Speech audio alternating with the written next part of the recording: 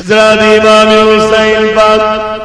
নানা জানের রওজা গুড়া দাঁড়িয়ে চোখের পানি ফেলে কাঁদে আর বলে, নানা জান,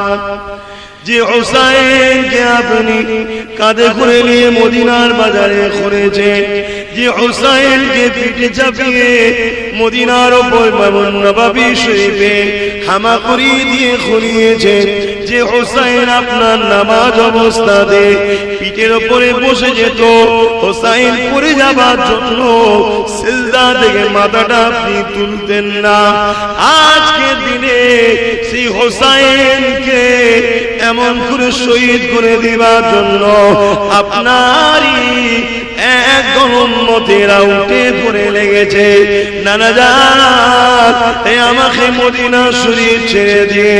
মক্কা কাবা শরীফের দিকে রওনা দিতে হচ্ছে। আলবিদা জানিয়ে কাবার দিকে পুরো পরিবার